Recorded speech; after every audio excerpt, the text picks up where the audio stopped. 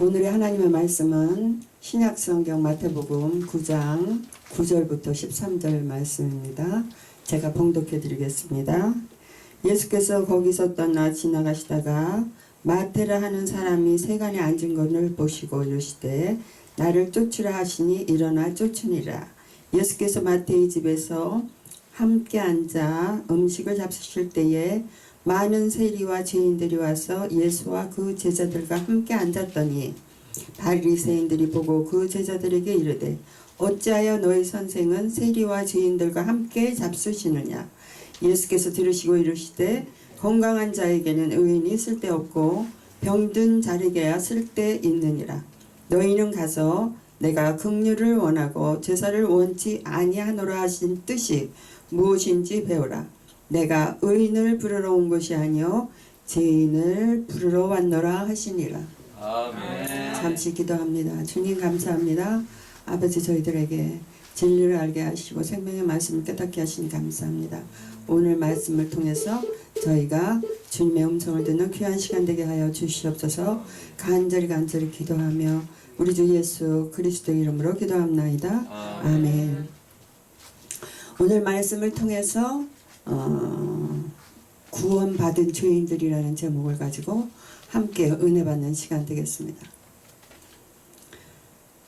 여러분, 누군가가 여러분에게 당신은 구원받았습니까? 라고 물으시면 여러분 뭐라고 대답하시겠습니까?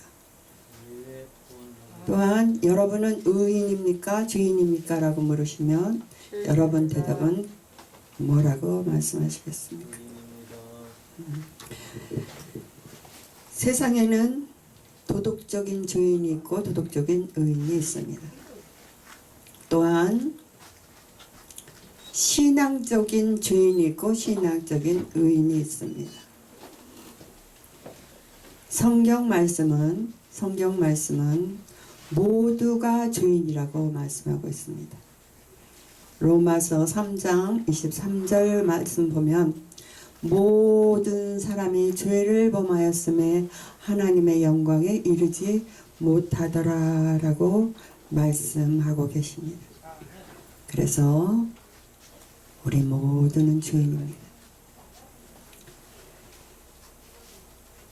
오늘 본문은 예수님이 죄인을 어떻게 구원하시는가 하는 장면이 나옵니다. 예수님이 오늘 말씀 보니까 세리 마태를 불렀어요. 세리. 당시 세리는 유대인의 저급한 직업이었습니다. 사람들이 상종하기를 꺼려하는 직업이었습니다. 그래서 이 세리라는 직업을 가지고 있었던 마태는 늘 자기 직업에 대한 사람들이 따가운 시선과 또 이런 자존심에 대한 상처를 많이 입고 있었습니다. 그런데 오늘 예수님이 세리를 부른 거예요. 예수님이 세리를 부르시고 나를 따라오라 말씀하십니다. 여러분 이때 이 세리 마태 세리 그 감정이 어떻겠습니까? 사람들의 손가락질 받습니다. 부끄러운 자기 모습으로 늘 위축된 일상생활에 있었던 이 마태는 그 예수님의 말씀에 너무 기뻐서 너무 감사해서 이제 예수님을 모시고 환영 잔치를 합니다. 그래서 제자들과 예수님을 모시고 음식을 차려놓고 이제 그 친구들을 초대해서 잔치를 벌이죠. 여러분 세리 친구는 누굽니까? 세리 친구는 세리입니다. 세리 마태의 집에는 세리와 죄인들이 가득했습니다. 거기서 예수님이 앉아서 그들과 함께 식사를 하시는 장면입니다. 여러분 식사를 같이 한다는 것은 시간을 함께 보낸다는 것은 우위를 다지는 것입니다. 그리고 또한 사랑을 주고받는 시간입니다. 상호 간에 몰랐던 부분, 알아가는 부분이 있는 것입니다. 예수님은 이 시간을 통해서 죄인들을 정화시켜 나가십니다. 깨닫게 하십니다. 말씀도 주십니다. 그러니 이 시간이 이 주인과 그 세리들 친구들은 얼마나 감사하고 뜻있는 시간이었겠습니까? 하지만 반대로 또 어떤 사람들이 있습니까? 서기관과 바리새인들이 또 있었습니다. 서기관과 바리새인들은 그 유대인들의 전통적인 유대 의식에 따라서 생활하는 사람들이었습니다. 그래서 유대 민족의 사회적 실상, 그것은 바로 율법인데, 율법에 어긋난 행동을 할 때는 가차 없습니다. 비방합니다. 지적합니다. 그렇게 함으로써 이 사람들은 자기네들이 정말 하나님을 잘 믿는다고 생각하는 것입니다. 그래서 지금 이 시간 바리새인과 서기관들이 예수님을 향하여 비방합니다. 제자들한테 말합니다. 너희 선생은 어찌하여 죄인과 세리들과 같이 먹느냐? 막 비방을 합니다. 성경에 보면 예수님의 안식일을 범하기 때문에 바리새인과 세리들에게 은혜를 끼쳤기 때문에 바리새인들이 이제 혼란하죠. 비방합니다. 또 예수님은 율법을 어기기 때문에 이들의 지탄을 받습니다. 요한복음 8장 보면 가늠한 여인을 데리고 왔을 때 사람들은 돌로 쳐야지 된다 그랬어요. 이것이 그들의 법입니다. 하지만 예수님은 그를 율법으로부터 건져내십니다. 율법은 613가지의 율법이 있습니다. 거기서 366가지는 하라라고 명령하고 247가지는 하지 말라라고 합니다. 이 서기관과 바리새인들은 이것을 얼마나 잘 지키는지 모릅니다. 안식일도 스스로 뭐를 하는 게 하나도 없습니다. 안식일을 거룩하게 지키라 그랬기 때문에 안식일은 일을 하면 안 돼요. 그래서 안식일 전날에 밥을 다 해놓습니다. 그리고 안식일날 먹기만 하는 거예요. 그리고 거리는 어느 정도 이상 가면 안 됩니다. 걸으면 안 되니까. 또 뭡니까? 여러 가지 그 법들이 있기 때문에 이 안식일을 거룩하게 지킨다는 것은 정말로 이 사람들은 그것을 경건함으로 지킨다고 생각하는 것입니다.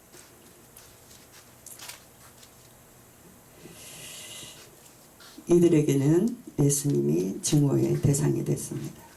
그래서 이 시대는 뭡니까? 율법과 복음이 갈라지는 시대입니다. 율법과 복음이 갈라지는 시대. 요한복음 3장 16절 말씀. 하나님이 세상을 이처럼 사랑하사 독생자를 주셨으니 이는 저를 믿는 자마다 멸망치 않고 영생을 얻으리라. 아멘. 이 말씀이 이루어지는 시점과 율법이 끝나는 이 시점이 지금의 이 예수님이 오신 시대입니다. 갈라지는 시대.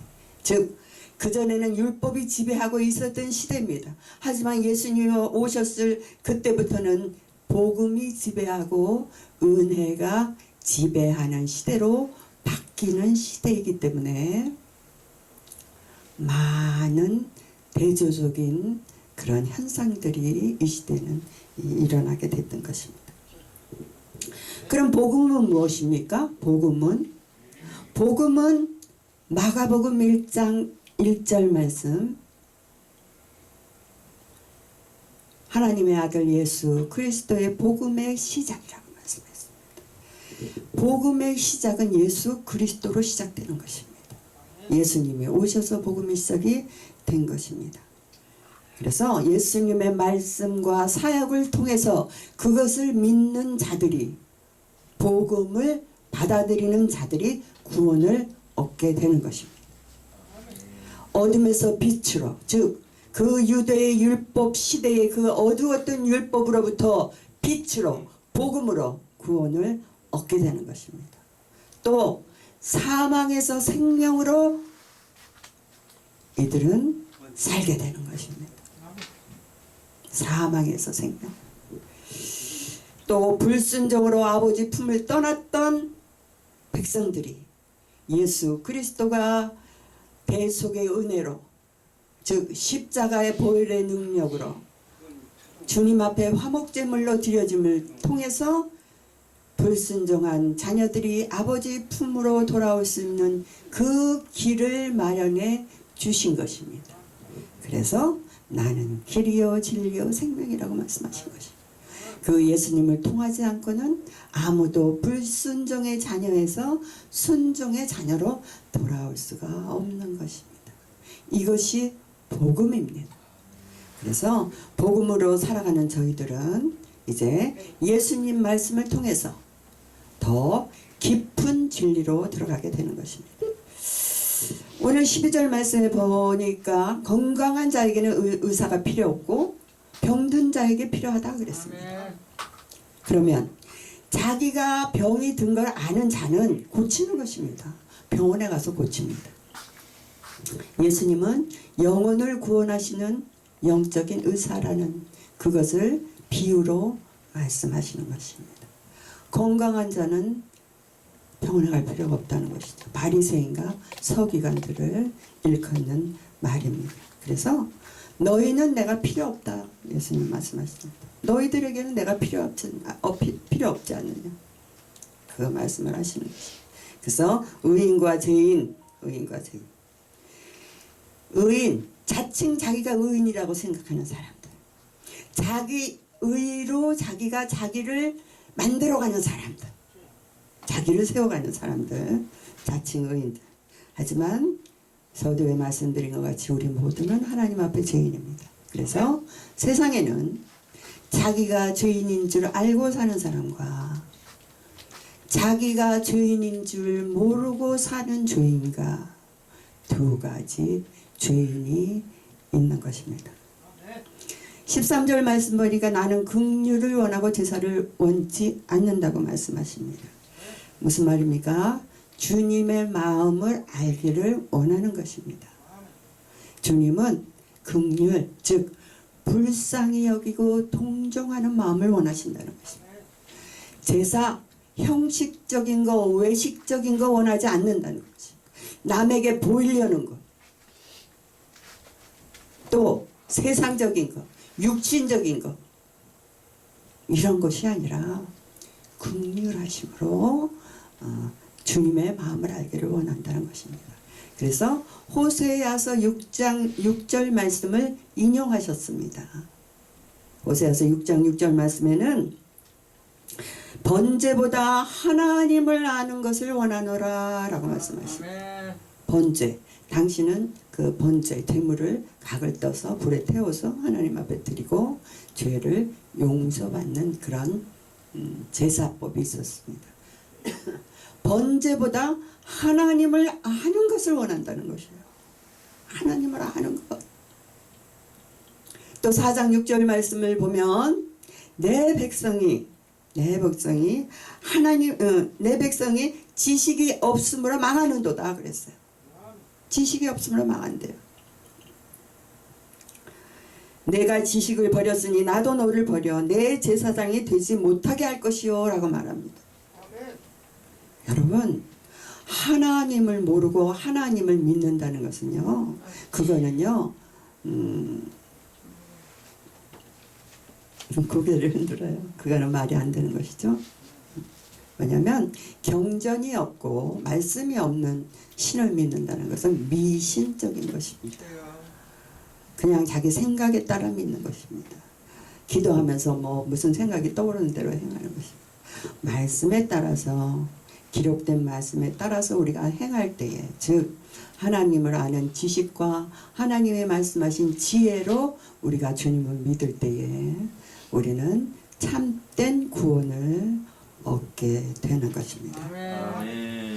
그래서 구약의 하나님은 심판의 하나님이요 두려움의 하나님이었습니다. 하지만 신약의 하나님은 독생하신 하나님, 즉 아버지 품속에 있던 하나님이 우리에게 와서 말씀으로 우리에게 다 가르쳐줬기 때문에 여러분 말씀 안에 성경 안에 하나님의 모든 것이 들어있는 줄 믿습니다. 여러분이 신약의 하나님, 그 하나님 알고자 하면 말씀으로 여러분이 들어가서 진리의 말씀, 생명의 말씀을 여러분이 읽어갈 때에 하나님을 더 아는 지혜와 지식으로 성령님께서 여러분을 인도하게 될 것입니다. 이 세상에는 구원이 필요치 않은 사람이 한 사람도 없습니다. 이 세상에, 이 땅에 사는 모두는 구원을 받아야만 되는 것입니다. 그런데 하나님은 낮아지고 겸손하고 주님의 은혜를 우리가 구할 때 우리를 구원하십니다. 즉 하나님은 우리 안에서 회개와 믿음의 모습을 먼저 보신다는 것입니다. 여러분 회개 없이 천국에 들어갈 수 있는 방법은 없습니다. 여러분 만약에 여러분이 이사를 가는데 이사가는 집에 도배도 하지 않고 청소도 하지 않고 여러분 짐을 옮기겠습니까? 회개라는 것은 예수 믿기 전에 자기가 하나님을 모르고 하나님을 대적하고 하나님의 뜻대로 살지 않은 것을 하나님 용서해 주세요 하고 고백하는 것입니다. 그리고 이제 예수님을 영접하고 예수님이 말씀하신 것이 무슨 뜻인지 하나님을 아는 지혜로 내가 살아가겠다고 고백하는 것입니다. 이렇게 우리 마음이 주님께 먼저 순복될 때에, 순복되고 낮아질 때에, 그때 하나님께서는 우리에게 구원의 역사를 이루어 가시는 것입니다. 그래서 우리가 깨우치고 뉘우치고 죄인임을 고백할 때에 또 나의 부족함과 연약함, 이 모든 것이 참으로 하나님께 나아가는 기회가 되는 것임을 여러분 믿고 참으로 남은 인생, 남은 시간들을 주님 앞에 죄인으로 고백하면서 주님의 구원을 받고 또 구원받은 죄인으로서 여러분 살아가시는 여러분 모두가 되시기를 예수의 이름으로 축원합니다. 아멘. 기도하시겠습니다. 주님 감사합니다. 저희들에게 구원 얻는 그 길을 보여주시니 감사합니다. 참으로 저희들은 죄인이요 아버지 하나님 우리를 구원하시는 분은 오직 예수임을 우리가 다시 깨닫고 이 시간 주님께 고백합니다. 우리를 구원해 주시니 감사합니다. 아버지 하나님 참으로 영광 받아 주시옵시고 주님의 한량없는 은혜와 사랑으로 채워 주시옵소서. 간절히 기도하며 우리 주 예수 그리스도 이름으로 기도합나이다. 아멘.